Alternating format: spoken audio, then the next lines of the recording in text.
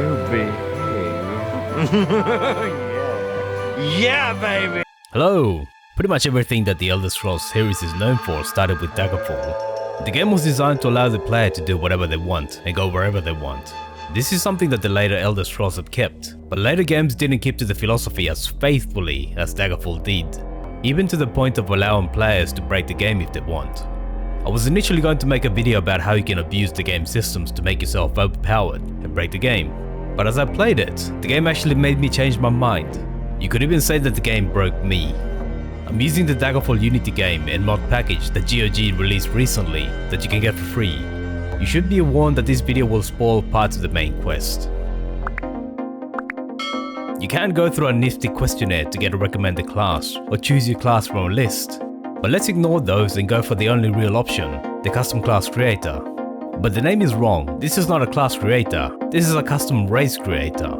You have your typical stats and primary, major and minor skills you'll be familiar with, but tucked away on the right side of the screen are the special advantages and disadvantages. Don't ignore those.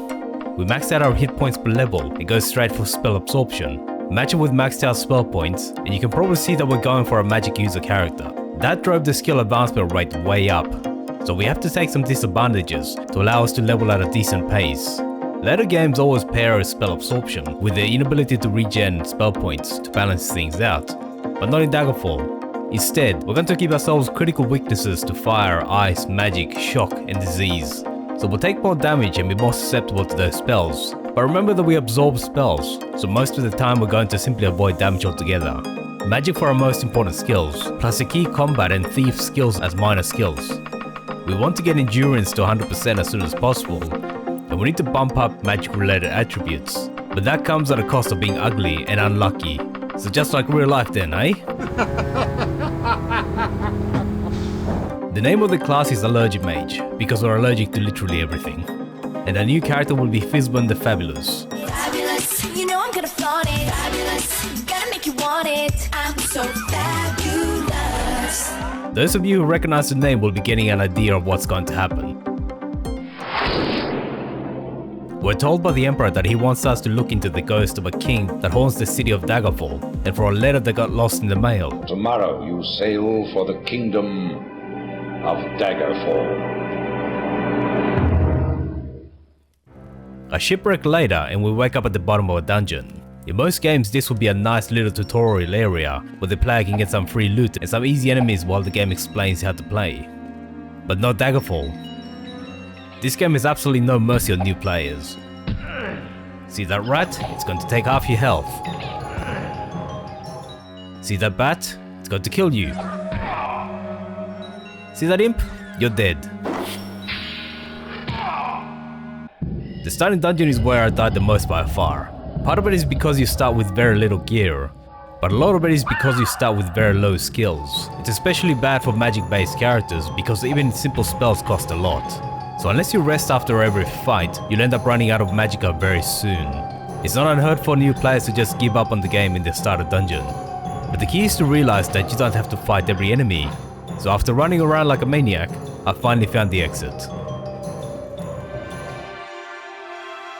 Some fresh air at last. I make for the nearest town and it happens to have a local mages guild, but they won't accept newbies like me. Apparently I smell of something. Hey, we don't serve their kind here. And we have to do a basic quest to get accepted. Yep, the same problem. We get battered by even basic enemies. So I reload and make for the city of Daggerfall instead. Climbing the walls is difficult, but the real danger is the wraiths throwing magic at us. The city's haunted, alright? We gotta make money somehow, so I leg it for the palace. While the queen thinks we're too weak, the king has a random quest that we can do for money. Luckily it's only courier work and doesn't involve fighting. To highlight just how bad we are right now, a peasant offers to pay for us to chop some firewood, but we can't even do that. A couple of trips later we have 340 gold to our name. And we get a letter from our lady Briziena asking to meet within a month. That starts the main quest, but just like any Elder Scrolls game, you can ignore that altogether. I meet her, and she gives us a few more pointers about where to ask about the ghost. Dungeon crawling is still too hard, so maybe clearing a few rats out of houses for the Fighters Guild is easier. Nope, rats are still too tough for us.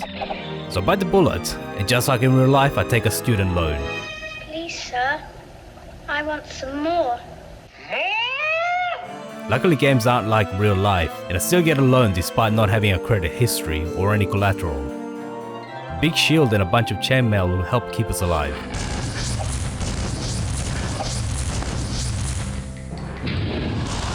Killing a loose imp is enough for the mages to accept us. That gives us access to the spellmaker. That's where the game changes for us. The first spell is a fireball. It causes damage to an area, including the player if you cast it too close. But remember our spell absorption ability. You can't cast spells at yourself directly, but area of effect spells don't count. And that means we absorb the damage it would do, but it will still damage enemies, so basically it's free fireballs. I love the smell of napalm in the morning. You can only access services in a guild if you get up to a high enough rank and have enough skills. That means doing guild missions, which is fine because we can use the money. Normally we'd spend a bit of time doing guild quests, but we get a notification about the Skelleton Key. It's a very powerful artifact that allows you to open pretty much any door.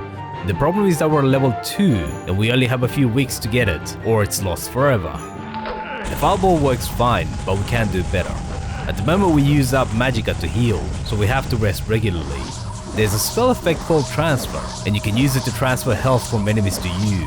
Now we can damage enemies to heal ourselves.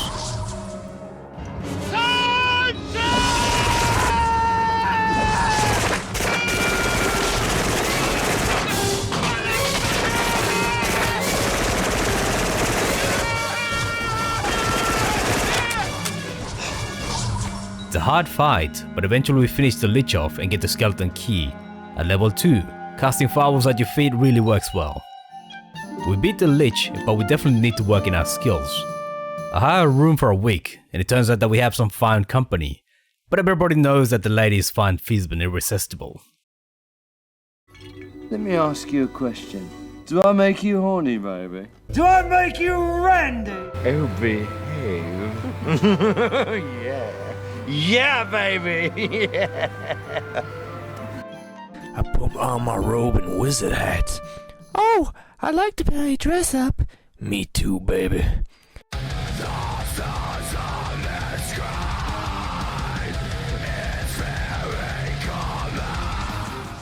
We also need to get our reputation with the mages up. So we massacre a bunch of people trying to break into the building and become the archmage of the guild. So you are what you are in this world. That's either one or two things. Either you're somebody or you're nobody. That opens up free teleportation to anywhere in the world, so we can save a lot of traveling time. Plus we get the ability to craft magic items. Fizban's pretty good.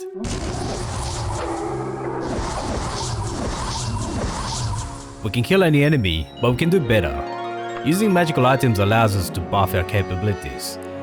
The main effect I want on every item is extra magicka. Each item with that power will give us an extra 75 magicka. So 2 enchanted diamonds will take us from 300 magicka to 450 magicka. The other effects are better carry capacity, stronger armor, and better reputation. All that will help us survive and carry more loot. We cosplay as Santa Claus by levitating our wagon while freeing the dead king's lover, and make more magical items. The extra magicka helped a lot, so we make items for the other slots. That gives us 350 magicka, up from the 300 we started with. Using the health leech side effects allows us to pack more powers. If you don't use the cast spell when used power, then you never lose health, so there's no penalty. Adding the repairs objects and regenerate health powers to every item means that our equipment and we heal for free. Now we can just stand there and let liches and mages give us more magicka for free. Unless I get silenced by wraiths, then I just have to run for it. Come on, let's get in the way, move it! Run, Forrest, run! The main quest will eventually send you to a massive dungeon. You're supposed to wander around fighting all sorts of monsters and all that, but there's a shortcut. That door is proof to any unlocking spells, and it's only supposed to open with a password. But we have the Skelleton Key. Ah, just a couple of liches. Thanks for the magicka, fellows. and don't kill yourselves.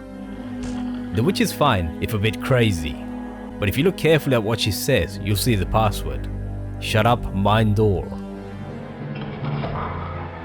We're super powerful by this stage, but for even more powerful magical items, you can attach souls to them.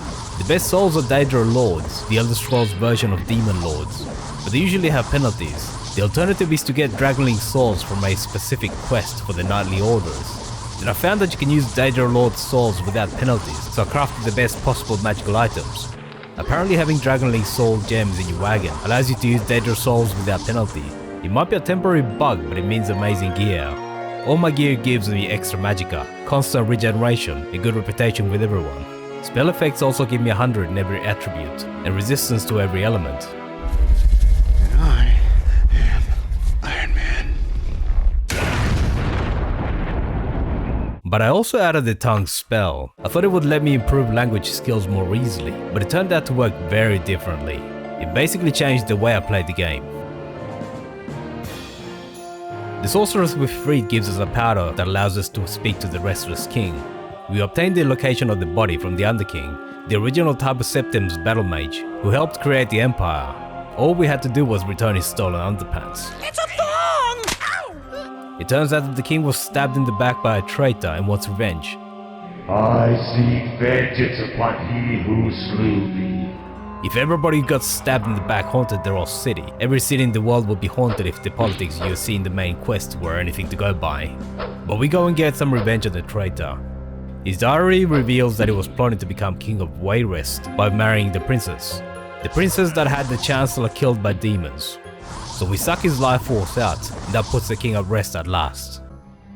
King Viserys is at last able to rest. The wraiths and ghosts of his loyal soldiers vanish as his soul passes to the underworld, leaving the city of Daggerfall to the living. We also reach the highest level of the Knights of Daggerfall and get a free house. It's a nifty place in the main thoroughfare leading to the palace.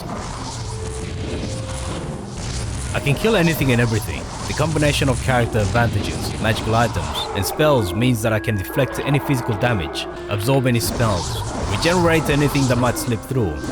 I'm basically invincible. I even start training my lowly mace skill just for giggles. But the tongue spell effect in my magical items also has the effect of pacifying most enemies. So ancient vampires, ancient liches, Daedra Lords, and everything else doesn't even fight me unless I attack them or pick their pockets. But is there any point to that?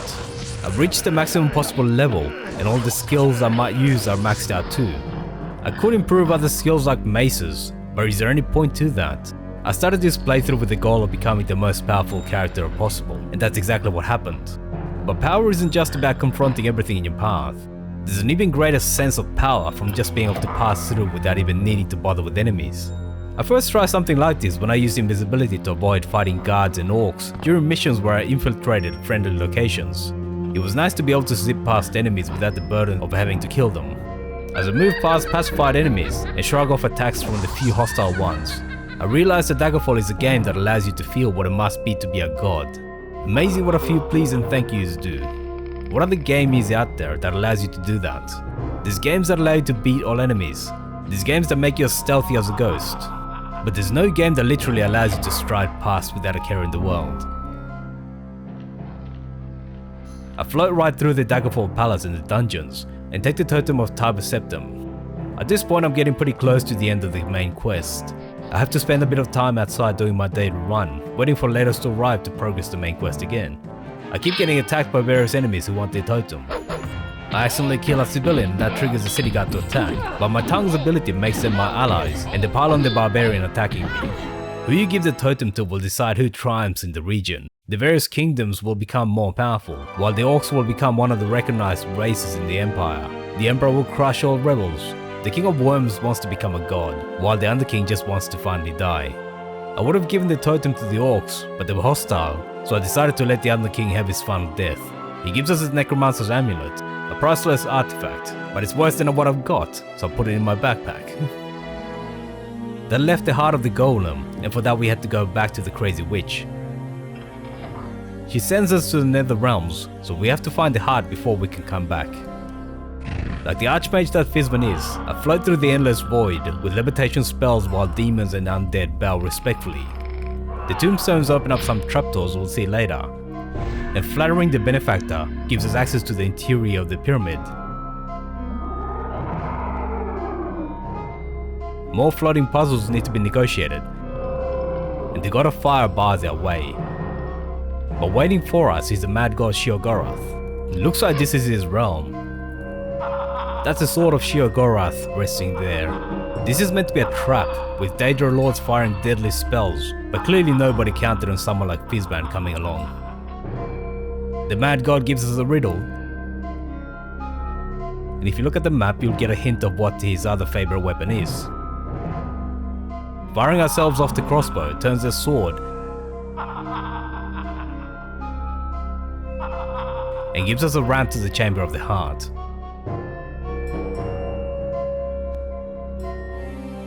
Our work is done and the world has changed, hopefully for the better, but who knows.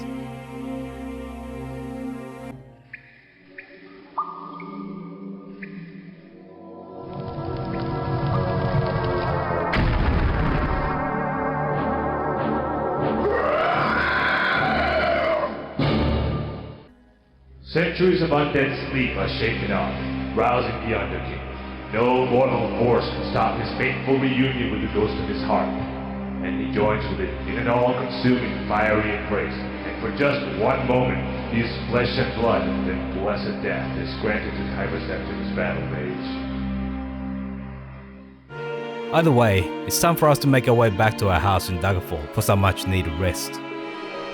It's been a long journey. We started as a weakling, barely able to survive against rats, and ended up as an all-powerful master of the spell and the sword, as close to a god as you could possibly get. We went from struggling to kill enemies, to killing with ease, to peacefully floating past enemies. That was a style change that I didn't plan beforehand, and I'm surprised at how nice it felt. I actually felt more powerful than if I'd killed everything in my path. And that's how I broke the game, and the game broke me too. Thanks for watching all the way to the end. Let me know what you thought about it in the comments. Feel free to leave a like, subscribe and hit the bell button to be notified when new videos come out. See you soon.